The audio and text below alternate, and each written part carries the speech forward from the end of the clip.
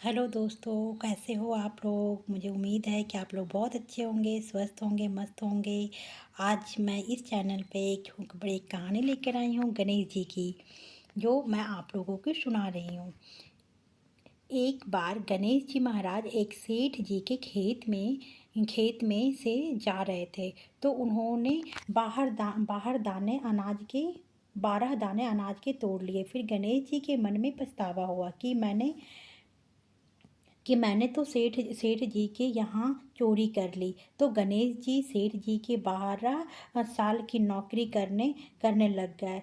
एक दिन सेठानी से हाथ धोने लगी, तो गणेश जी ने सेठानी का हाथ पकड़कर मिट्टी से हाथ धुला दिया। सेठानी सेठ जी से बोली कि ऐसा क्या नौकर रखा है।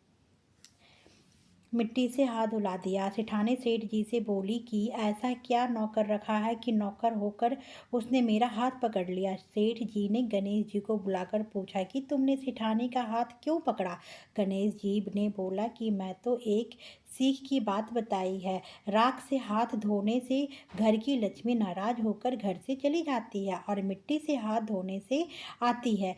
सेठ जी ने सोचा कि गणेश है तो सच्ची होगा। थोड़े दिनों बाद कुंभ का मेला आया। सेठ जी ने कहा, गणेश सेठानी को कुंभ मेले में स्नान करा के ले आओ। सेठानी किनारे बैठकर नहा रही थी। तो गणेश जी ने उनका हाथ पकड़कर आगे डुबकी लगवा लाए। घर आकर सेठानी ने सेठ से कहा कि गणेश ने तो मेरी इज्जत ही नहीं रखी और इतने सारे आदमियों के बीच में मुझे घसीट कर आगे पानी में ले गए। तब सेठ जी ने गणेश जी को पूछा कि ऐसा क्यों किया। तो गणेश जी ने कहा कि सेठानी किनारे बैठकर गंदे पानी में नहा रही थी, तो मैं आगे अच्छे पानी में डुबकी लगाकर ले आया। इससे पहले इससे अगले जन्म में बहुत बड़े राजा और राजपाट मिलेगा। सेठ जी ने सोचा कि गणेश है तो सच्चा ही है। एक दिन घर में पूजा पाठ हो रही थी, हवन हो रहा था। सेठ जी ने गणेश को कहा कि आओ सेठानी को बुलाकर ले आओ। गणेश सेठानी को बुलाने गया तो सेठानी काली चुनरी ओढ़कर चलने लगी। तो गणेश जी ने काली चुनरी फाड़ दी और कहा कि लाल चुनरी ओढ़ के चलो। सेठानी नाराज होकर सो गई। सेठ जी ने आकर पूछा, क्या बात है। सेठ ने बोला कि सेठानी ने बोला कि गणेश ने मेरी चुनरी फाड़ दी। सेठ जी ने मेरी चुनरी फाड़ दी। सेठ जी ने गणेश को बुलाकर बहुत डांटा और कहा, तुम बदमाशी करते हो। तो गणेश जी ने कहा, पूजा पाठ में काला वस्त्र नहीं पहनते हैं, इसलिए मैंने लाल वस्त्र के लिए कहा। काला वस्त्र पहनने से कोई भी शुभ काम सफल नहीं होता। फिर सेठानी ने सोचा कि गणेश है तो समझदार है। एक दिन सेठानी पूजा करने लगी तो पंडित जी ने बोला कि वे गणेश की मूर्ति लाना भूल गया।